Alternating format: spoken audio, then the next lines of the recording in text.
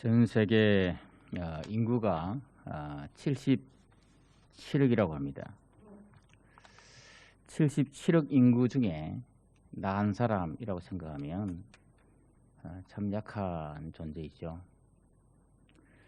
우리나라 5천만 명이라고 그럽니다. 5천만 명 중에 나 한 사람. 우리 부산이 340만 명이라고 하는데 340만 명 중에 한 사람. 전 세계 바다에 모래가 참 많은데 그 많은 모래 중에 한 알갱이라고 하면 정말 미미한 존재 아니겠습니까? 77억 중에 한 사람이니까 5천만 중에 한 사람이니까 340만 중에 한 사람이니까 정말 미약한 존재, 연약한 존재, 하찮은 존재라고 그렇게 치부할 수도 있습니다. 그렇지만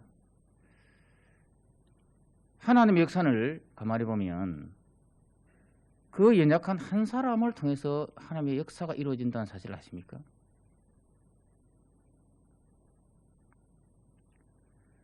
아브라함을 보면 하나님이 아브라함을 부르셨는데 아브라함 한 사람으로 말미암아 민족이 이루어집니다. 정말 대단한 역사 아니겠습니까?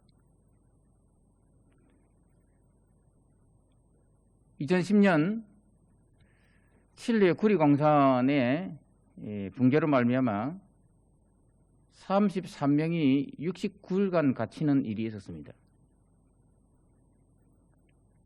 69일 만에 그들이 생존해 왔는데 생존할 때 거기에 루이스 우르소아라고 하는 지도자 한 사람으로 말미암아 그 속에서 그들은 건강하게 다 생존할 수 있었습니다.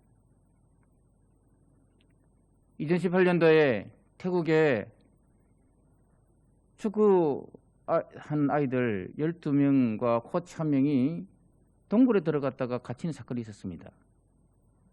근데 그 아이들이 무사히 다 구조되었습니다. 이유는 코치 한 사람의 지도력 때문입니다. 어떻게 보면 우리 한 사람 한 사람이 세상적으로 보면 참 미약한 존재인 것처럼 보이지만 그러나 그 한 사람이 생명을 살리고 그 한 사람 민족을 이루고 그 한 사람으로 말미암아 살아나는 역사들이 일어납니다. 우리 예수님께서도 한 사람을 참 귀하게 봤습니다. 미약한 존재 한 사람이 아니라 생명 살리는 한 사람. 어느 정도 예수님께서 한 사람에게 시간을 투자하고 아끼지 않았는가 하면 요한복음 3장 16절에 주 예수를 믿어라. 그리하면 너가 내 집에 구원을 얻으리라고 하는 이것이 대중을 해서 한 말씀이 아니라 니고데모 한 사람을 놓고 설교한 내용입니다. 하나님의 영이시니 예배하는 자가 신령과 진정으로 예배할지니라 라고 말씀하신 요한복음 4장 24절 말씀도 수고성 여인 한 사람을 놓고 예수님께서 말씀하신 거예요.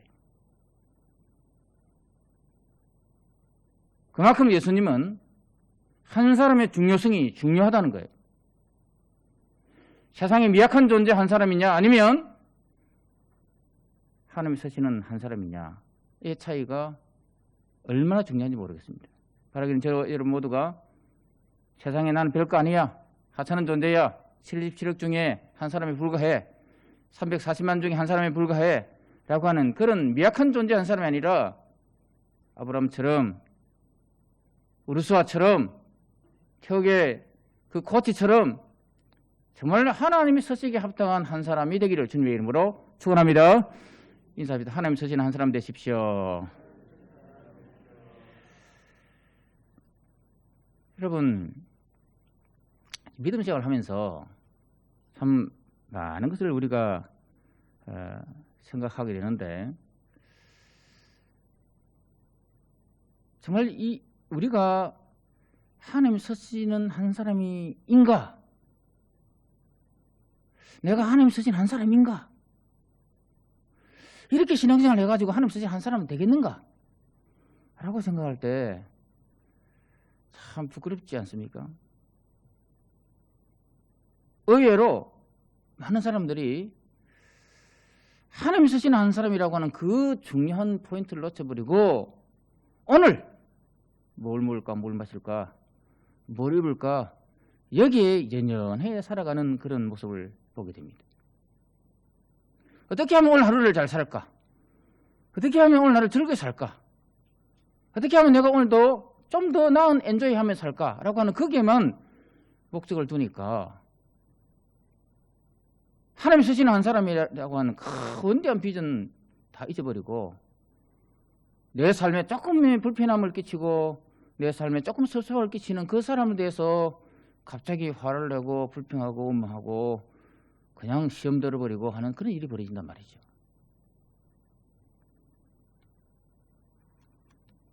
예수님께서 우리를 구원하신 것은 생명 바쳐 구원했는데 하나밖에 없는 독생자를 이 땅에 보내시기까지 사랑하시면서 나 한 사람 살리기 위해서 예수님 이 땅에 오시고 나 한 사람 살리기 위해서 십자가 지셨는데 그렇게 값진 희생을 하고 내가 구원받았는데 기껏 내가 살아가는 모습 보면 하나님 나라와 비전과 하나님의 의와 목적과는 전혀 상관없는 그냥 그렇게 살아가는 그런 우리의 모습을 발견하지 않습니까? 어떻게 하면 정말 하나님이 찾으시는 한 사람 생명 바쳐 내가 널 구원했는데 내가 널 십자가 졌는데 주님이 나를 사랑해서 십자가 지기까지 하신 그 사랑을 기억하면서 어떻게 하면 내가 그 주님 앞에 좀 쓰임받는 사람이 될까? 그 주님 앞에 하나님 서시기에 가장 합당한 인물이 될까? 어떻게 하면 여러분 하나님이 찾으시는 한 사람, 하나님 쓰임받는 한 사람이 될 수 있을까요? 첫째는 내가 하나님의 기업의 상속을 가진 존재임을 인식해야 됩니다. 그럼 오늘 말씀 보면 골로 1장 11절 12절 말씀 보면 그의 영광 힘을 따라 모든 능력으로 능하게 하시며 기쁨으로 모든 견딤과 오래 참음에 이르게 하시고 우리로 하여금 빛 가운데서 성도의 기업의 부분을 얻기에 합당하게 하신 아버지께 감사하게 하기를 원하노라. 성도의 기업의 부분을 얻게 하십니다. 우리로 하여금 우리가 하나님의 기업을 받는 존재임을 확인하는 걸 이야기합니다. 구약에는 우리가 어떤 존재인가 이야기할 때 출애굽기 3장 8절에 보니까 내가 내려가서 그들을 애굽인의 손에서 건져내고 그들을 그 땅에서 인도하여 아름답고 광대한 땅, 젖과 꿀이 흐르는 땅. 구약의 기업은 뭔가 하면 가나안 땅, 젖과 꿀이 흐르는 땅, 아름답고 광대한 땅을 주신다는 거예요. 요한 14장 1절에 보니까 이것은 이스라엘 자손이 가나안 땅에서 받은 기업이라고 그랬습니다. 가나안 땅에서 받은 기업. 그러니까 구약의 기업은 상속받은 거 뭔가 하면 아름답고 광대한 땅, 젖과 꿀이 흐르는 땅, 가나안 땅입니다. 신약에서 우리가 받은 기업이 뭔가 하면 오늘 1장 사도행전 26장 18절 보면 이렇게 되어 있습니다. 그 눈을 뜨게 하여 어둠에서 빛으로 사단의 권세에서 하나님께 돌아오게 하고 죄 사함과 나를 믿어 거룩하게 된 무리 가운데서 기업을 얻게 하리라 하되 죄 사함에서 나를 믿어 거룩하게 된 무리. 오늘 말씀에 우리가 1장 13절 보면 이렇게 되어 있습니다. 오늘 본문입니다. 그가 우리를 흑암의 권세에서 건져내사 그의 아들의 나라로 옮기셨으니 그 아들 안에서 우리가 속량곧 죄사함을 얻었도다. 예수 그리스도를 말미암아 용서함을 얻었다. 기업을 얻었다 이 말입니다.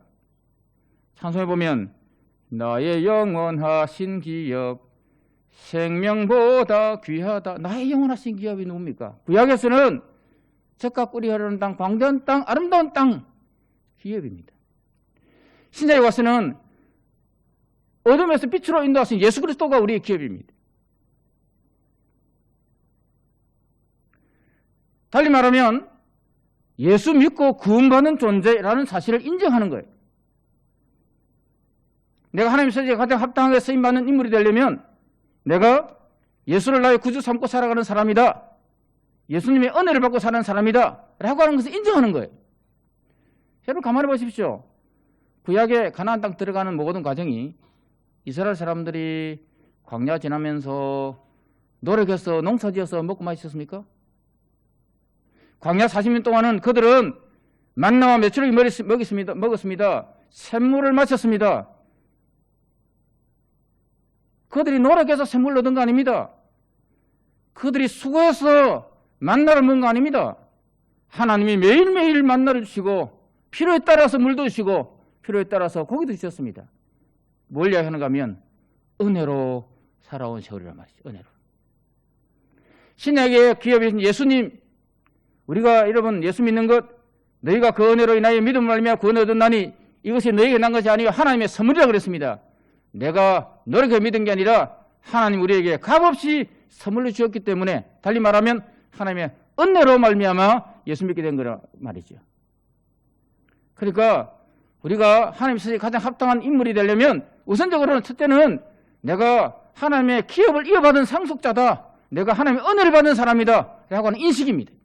같이 합시다. 내가 하나님의 은혜를 받았습니다. 은혜로 구원받았고 은혜로 가나안 땅 들어갔지 않습니까? 은혜로 홍해 건넜지 않습니까? 이 자리에 앉아있는 것도 하나님의 은혜인 줄 믿습니다. 은혜로 광야 같은 인생 사는 동안에 하나님께서 때를 따라 만나주시고 때를 따라 메추기 주시고 때를 따라 하나님께서 반석에 샘을 내서 우리로 마시고 먹이고 입혀서 이곳까지 이르게 하신 줄 믿습니다. 여러분 코로나로 1년 이상을 지나는 동안에 이 모든 것도 은혜 아닙니까? 같이 합시다. 은혜입니다. 우리 모든 성도들이 살아가는 삶은 내가 하나님의 기업을 이어받은 사람이다, 은혜 받은 사람이다라고 인식입니다. 인식. 그런데 여러분 은혜 받은 사람이라고 하는 이 인식 속에만 머물면 되겠습니까? 많은 사람이 내가 은혜 받았습니다 라고 고백합니다. 그런데 문제는 뭔가 하면 은혜 받은 그 자리에만 머물고 있는 거예요. 어떻게 하면 은혜 받을까? 어떻게 하면 오늘도 더 만나 먹을까? 어떻게 하면 매출이 더 먹을까?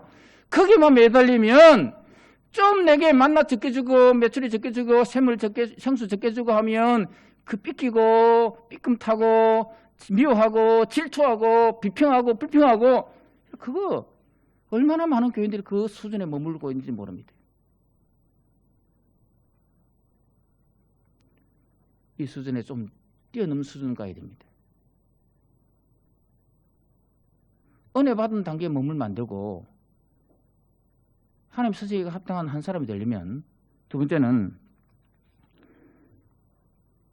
기업의 상속자들은 우리들이죠. 은혜 받은 사람들이 땅의 소산을 먹어야 합니다. 따라합니다. 땅의 소산을 먹어야 합니다. 이 말은 여호수아서 5장 12절 말씀에 이렇게 되어 있습니다. 또 그 땅의 소산물을 먹은 다음 날에 만나가 그쳤으니 라고 되어 있습니다. 그 땅의 소산물, 가나안 땅의 소산물을 먹어야 만나가 그친다는 말입니다. 만나, 은혜입니다. 은혜. 우리가 언제까지 은혜만 바라보고 은혜 아니면 살아갈 수 없습니다. 맞습니다. 그러나 매일매일 은혜로 살아가지만 이제 우리는 은혜 단계에서 뛰어넘어 가나안 땅 들어가서 손이 수고하고 노력하고 열심을 내야 된다 이 말입니다. 신앙 단계로 말하면 은혜 받는 단계에서 이제 열심을 내는 단계로 들어가라 이 말입니다. 사실 여러분 광야 이스라엘 백성들은요 손 수고 안 했습니다.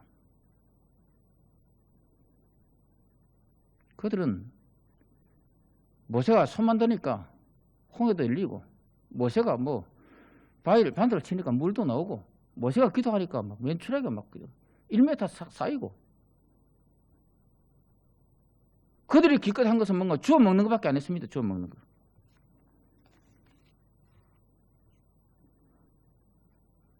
맞죠? 은혜 받은 사람 맞습니다. 근데 여러분 잘 생각하십시오. 아이 때는요 엄마가 주는 음식이 맛있습니다. 아이 때는 선물 받는 게 좋습니다. 아이 때는 누군가로부터 얻어먹는 게 참 좋습니다. 어른이 되면요 얻어먹는 것보다 만들고 주는 게 더 좋아요. 안 그렇습니까? 아이 때는 사탕 얻어먹는 게 좋습니다. 어른은 사탕 얻어먹으면 좀 이상하지 않습니까? 여러분, 옛날에 우리나라에 6.25 때 김미 초콜릿, 김미 시거 이렇게 달라고 그랬습니다. 어쨌든 뭐 하나 달라고 애들은 가능합니다. 어른이 그렇게 말하면 그 좀 이상하지 않습니까? 왜 이야기하는가 하면 예수 믿고 구원받았음에도 불구하고 신앙의 어린아이처럼 여전히 오늘도 하나님 은혜 주시옵소서, 하나님 오늘도 김미 초콜릿 주십시오 라고 그렇게 하는 교인들이 많단 말이에요. 좀 안 주고 좀 설교로 좀 치고 하면 기분 나쁘단 말이야. 그 어린아이 신앙입니다. 어른이 되면 내가 가진 것, 내가 받은 이 모든 것을 가지고 줄 줄 아는 사람, 베풀 줄 아는 사람, 그게 여러분 어른 아닙니까? 교회를 섬기는 것도 마찬가지입니다. 교회에서 은혜 받기를 원하는 것도 좋습니다만, 그러나 은혜 받았으면 교회 안에 또 다른 사람을 섬기고 나누고 품고 기도하고 양육하고 세워주는 그런 일을 감당하는, 그게 진짜 어른의 모습 아니겠습니까? 바라기는 은혜 받은 단계에 머물지 말고 그 은혜 받은 것을 나눌 수 있는 그런 손이 수고하고 먹는 가나안 땅에 경작해서 먹는 그런 단계까지 나아가는 여러분 되기를 주님의 이름으로 축원합니다. 신명기에서 보면 손이 수고하라 했습니다. 신명기 12장 7절에 보니까 거기 곧 너희 하나님 여호와 앞에서 먹고 너희 하나님 여호와께서 너희 손으로 수고한 일에 복을 주심으로 손이 수고한 대로 먹는단 말이에요. 신명기 12장 18절의 말씀도 마찬가지입니다. 손이 수고해라 그랬습니다. 또 내 손으로 수고한 모든 일로 말미암아 내 하나님 여호와 앞에서 즐거워하되 손이 수고해라 그랬습니다. 가만히 앉아서 먹는 게 아니라 가나안 땅 들어가면 일하라, 이 말이다. 일하라. 광야에서야 그냥 먹을 수 있었지만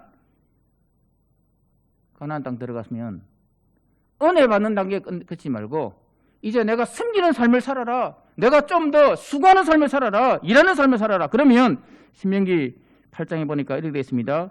7절 9절을 보니까 내 하나님 여호와께서 너를 아름다운 땅에 이르게 하시나니 그곳은 골짜기든지 산지든지 시내와 분천과 샘이 흐르고 수고하면 샘물을 마십니다. 8절에 보니까 밀과 보리와 소산지와 포도와 보리의 소산지와 포도와 무화과 석류와 감람나무와 꿀의 소산지라. 여러분 그곳에 일하면 네가 열심히 손에 수고하는데 물도 먹고 물도 마시고 과일도 먹고 포도, 무화과 나무, 석류, 감람나무 그리고 꿀까지 마신다는 거예요.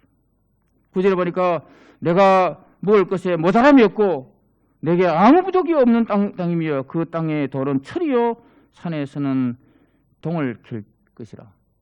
집질 지혜로까지 준다. 그래? 이 말은 뭔가 하면 그 땅에 네가 수고하면 의식주 문제 내가 책임져 줄게, 이 말입니다. 수고하면 하나님이 주시는 복을 누린다, 이 말 아니겠습니까? 그 수고가 뭐겠습니까? 손의 수고가 뭐겠습니까? 그것은 싸움입니다. 싸움. 영적 싸움을 싸우는 거예요. 이스라엘 백성들이 가나안 땅 들어갔지만 그들이 손이 수고한 대로 이제 먹고 하셨지만 그들이 너무 무거우니까, 너무 여호수아서 사사기 1장 18절 19절 보니까 유다가 또 가사 및 그 지역과 에스골론 및 그 지역과 에그론 및 그 지역에 점령하였고 여호와께서 유다와 함께 계심으로 그가 산지 주민을 쫓아내었으나 골짜기의 주민들은 철병거가 있으므로 그들을 쫓아내지 못하였습니다. 너무 힘들단 말이죠. 하나님 너무 그 사람들 장정합니다. 못 쫓아내겠습니다. 아니 이 이스라엘 백성들이 어떤 사람인가요? 사사기 시대의 백성들은요 홍해를 경험한 사람인 거예요. 모세가 손을 드니까 아말렉을 물리치는 그런 역사를 본 사람들이에요. 전쟁은 여호와께 속았다는 사실을 아는 사람들이에요. 하나님이 여리고를 물리친다는 사실을 아는 사람들이에요. 그런데 막상 쫓아내려고 하니까 골짜기, 그까지 가야 되나 우리가? 그 사람들도 귀걸이 장대한 사람들이네. 피곤하네. 야, 하지 마자. 그리고는요, 앉아버린 거죠. 쫓아내지 않은 거죠. 그래서 그들을 그 때문에 여러분 가시가 되는 거예요.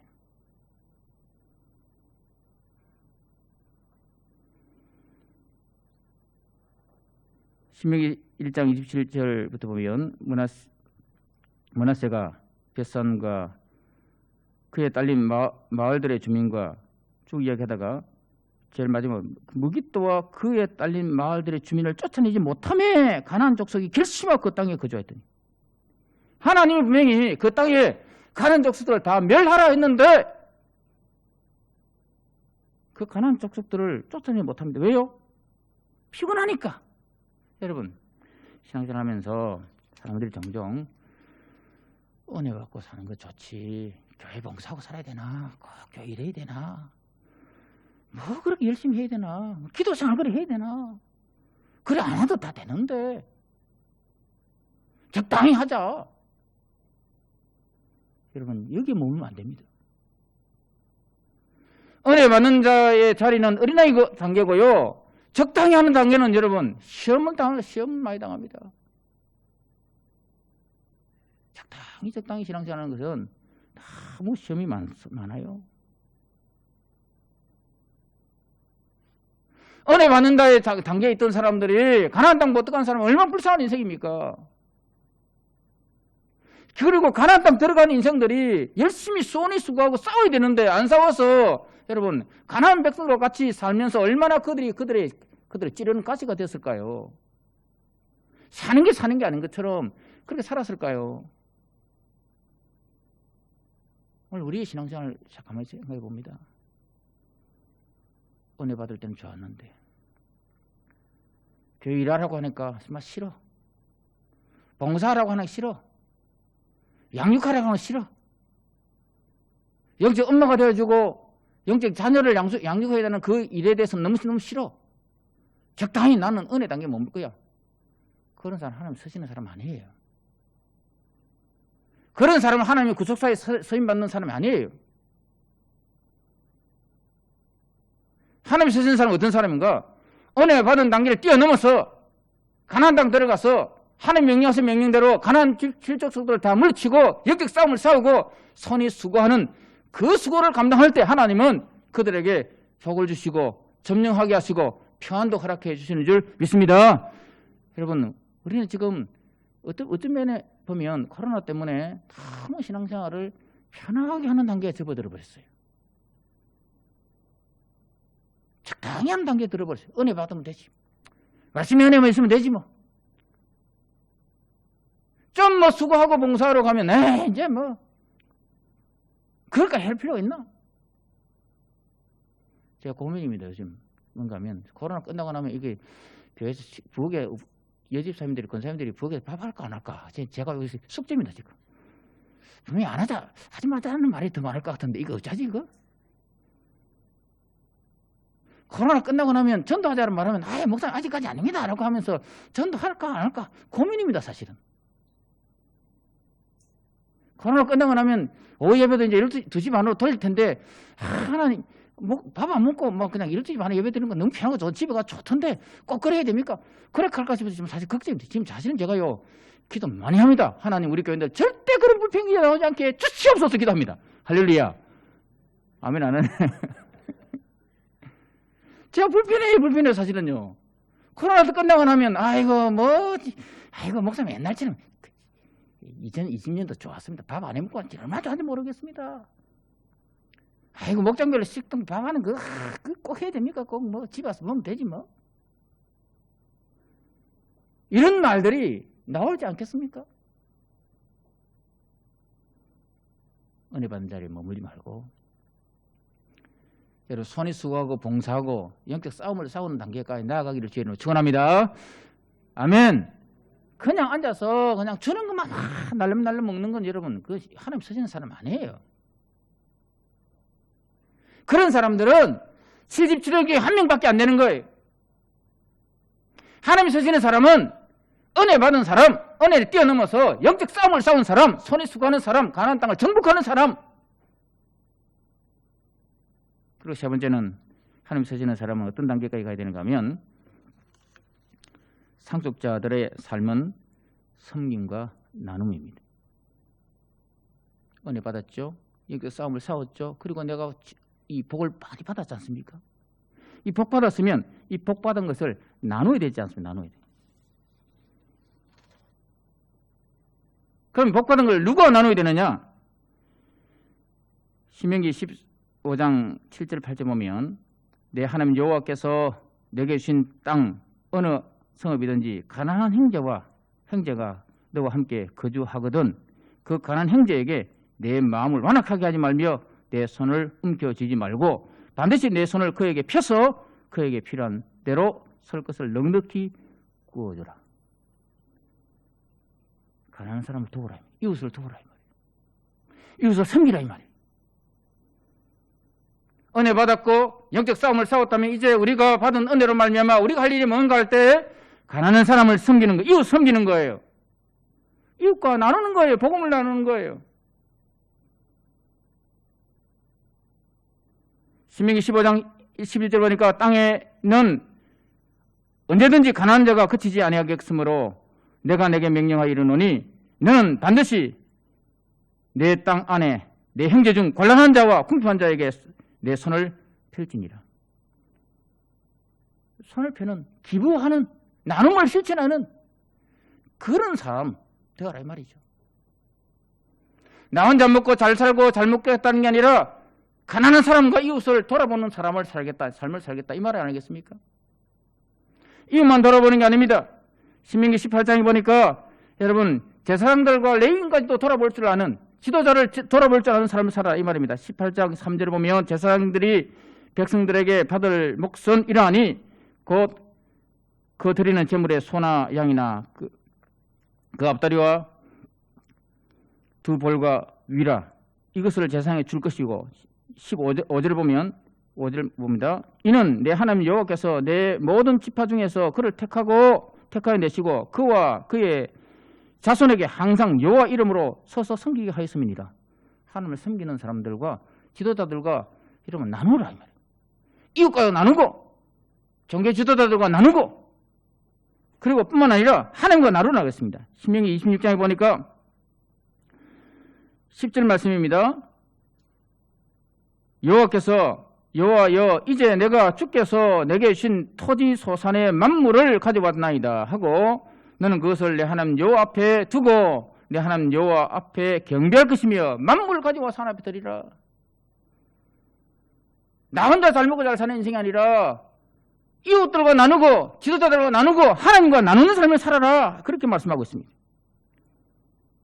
그게 그런 사람은 하나님 서신 사람 아니겠습니까? 그냥 은혜 받고 머물러 버리는 사람이 아닙니다.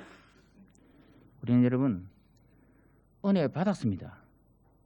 그리고 열심을 봉사하는 사람이 되어야 됩니다.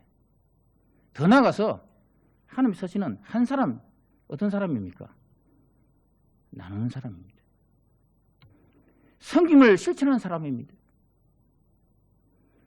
섬기고 나누는 것이 피곤하죠. 힘들죠. 그래도 여러분 엄마의 마음으로 한번 섬겨보십시오. 성경에 보니까 마태복음 5장에 보면 오른밤을 되면 왼밤 돌려대고 오리를 가자면 심리를 가고 그도 달라면 속옷까지 주는 사람이 누가 되겠습니까? 그런 사람 있습니까?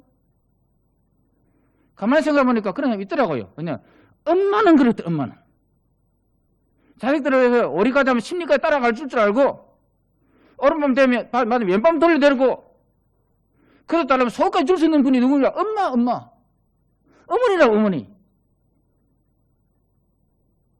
우리가 하나님의 자녀로 은혜 받았지 않습니까?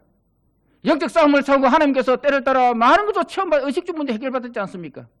그러면 나 혼자 잘 먹고 잘 사는 인생으로 하나님께서 그 사람을 통해서 하나님 역사를 이루는 구속사회를 역사에 이루는 그런 사람이 되겠습니까? 아니면 좀 더 뛰어넘는 나눔과 사랑을 실천하는 그런 사람을 하나님 쓰시겠습니까? 하나님 어떤 사람을 쓸까요? 미미하고 초라한 존재 그냥 후불면 사라질 존재를 쓰시겠습니까? 아니면 그래도 아무개 교인 보니까 저 사람은 나눔을 실천하는 사람이네, 은혜 받은 사람이네, 일하는 사람이네, 섬김을 실천하는 사람이네. 그 한 사람을 통해서 여러분 역사가 일어나는 거 아니겠습니까? 여러분, 세계는요 많은 무리를 통해서 역사가 변화되는 거 아닙니다. 역사의 변화는 창조적인 소수를 통해서 이루어진다는 사실 아십니까? 하나님이 쓰신 한 사람을 통해서 하나님 역사가 일어난단 말이죠. 그 한 사람이 누가 되겠습니까? 나 한 사람, 나 한 사람. 내가 은혜 받고 내가 섬기고 내가 나눔을 실천하는 삶을 살겠다고 하면 내 한 사람으로 말미암아 내 가족이, 내 한 사람으로 내 목장이, 내 한 사람으로 말미암아 내 교회가, 내가 섬기는 공동체가 하나님의 나라로 바뀌어지는 역사가 일어나게 될 줄 믿습니다. 그 한 사람을 하나님이 원하신단 말이죠. 그 한 사람.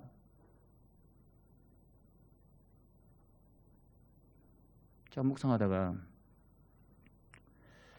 도대체 하나님을 위해서 지금 그러면 이 코로나 시대에 섬김, 나눔 무엇으로 가능할까? 하나님 스스로 가장 합당한 사람, 이 코로나 시대에, 비대면 시대에 무엇으로 코로나 시대에 가능할까? 이런 무엇으로 섬기겠습니까? 무엇으로 나누겠습니까? 하나님이 스스로 가장 합당한 인상은 하나님과 나눔을 실천하는 사람인데 그 사람 어떤 사람일까? 전부성하다가 신명기 12장 5절 말씀을 보았습니다. 같이 읽겠습니다. 시작.